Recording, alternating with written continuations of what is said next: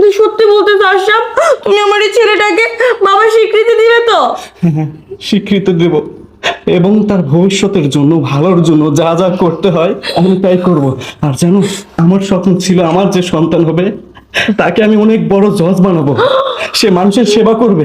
আজকের পর থেকে আমাদের সন্তানকে জজ বানানোর জন্য যা যা করতে হয় আমি তাই করব।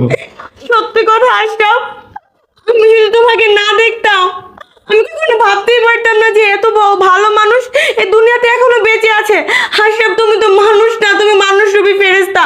তুমি আজকে আমার জীবন দিলে, আমার এই নিষ্পাপ বাবা হারা ছেলেটার জীবন দিলে। আমি তোমার ঋণ কি করে শোধ করবো আশরাফ? সোনালি, ঋণের কথা বলে আমাকে আর লজ্জা দিও না। আমি তো তোমার কাছে অনেক কিছু শিখলাম। যা হোক, রাত অনেক হয়েছে, চলো না আমরা সবাই একসাথে ঘুমিয়ে পড়ি।